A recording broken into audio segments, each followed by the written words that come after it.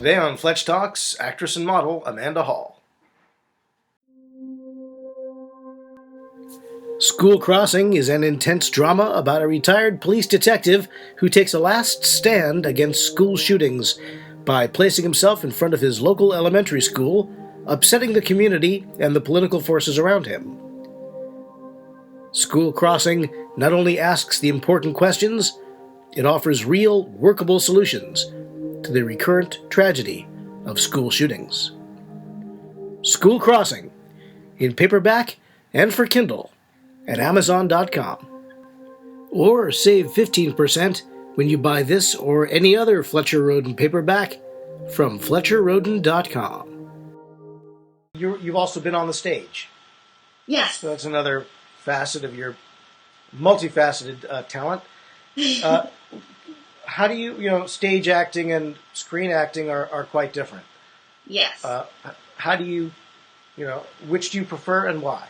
Now I like film better. Film is definitely my favorite. But I'm so grateful for being trained on the stage because it's so big and you have to learn to use your voice and not talk from here, but talk from here. And you have to be so big and have these choices that the director's able to kind of like mold you into these things. And every night you have to go on and it's the same choices, but it's going to come out differently. So it trains you to be okay with that and experiment and try something new the next night. And it's going to be the same intention, but how are you going to deliver it? And you have to nail it every time because it's a stage performance, but it really does give you that freedom to kind of try new things each time because it's going to be a different night, a different crowd, a different energy. I loved stage. I loved musical theater. That was so much fun. I was scared out of my mind. Getting up there and singing and dancing and just learning all the tricks of controlling everything all at the same time. And you only have this amount of time to train for it. And it was intense, but I loved it, and I would totally do it again. I love film. Film is just, you're able to do the smallest movement, and people can read it, and just the look in your eye can switch, and people can feel it. And every breath makes a difference. It doesn't have to be so big. It can be both. But I love that delicateness, the intimateness that you can have.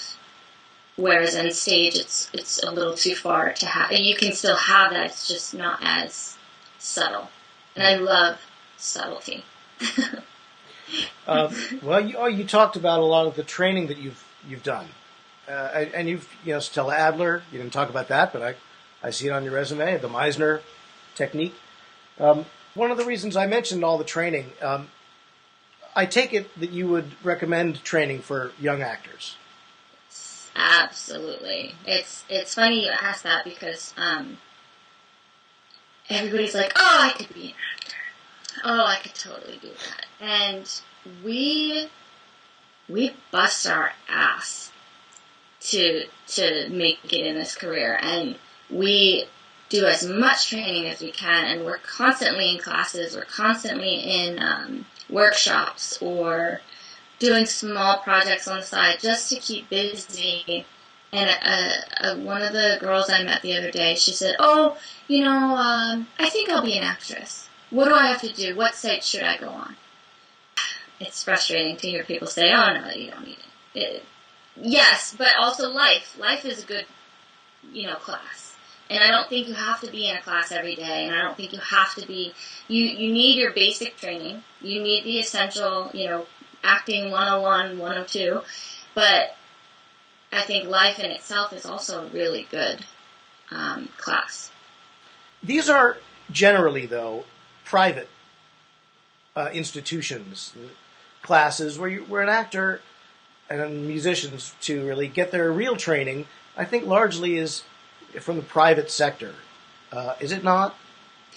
Yes, absolutely. I love class because you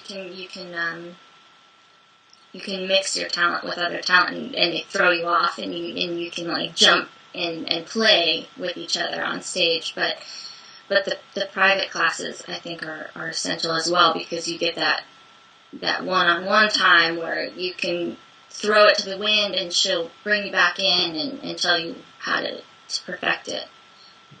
So. Well, this leads me to a question about the arts in public schools, arts funding, because I'm inclined to think there should be more of it.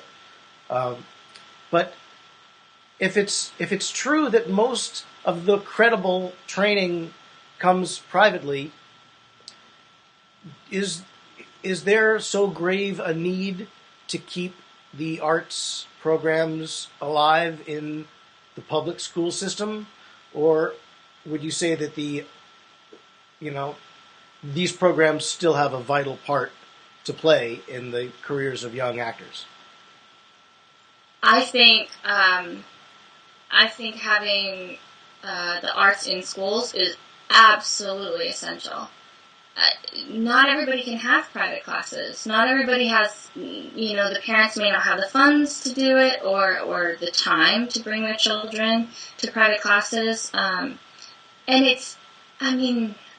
why would you ever want to take away something that is so freeing, and you grow so much through music, through sports, through anything interactive with you having to make that decision when you get in there and you play the tuba. You have to make that decision as to how that tuba is going to sound that day. And when you get on that stage, how you're going to perform that day. When you get out there and you kick that ball into the net, are you going to practice enough to get that in the net? And these children need that to get out there and free up their mind and get creative and use their bodies to release whatever is going on. You don't know what they're going through at home. They may never have that opportunity at home to just release. That school area is supposed to be their safe zone to learn, to grow, and to become who they're going to be, because not everybody has the lucky childhood that I had, and being able to express yourself and do all these things at home. They may go home and be shut down into a little corner with nothing, and they need that. And so many public schools, that's where those kind of children are put. They're not put in the private schools, they're put in the public schools. So if you take that away, I think it's devastating. If you'd like to be a guest on Fletch Talks, drop me an email. I'm Fletcher Rhoden.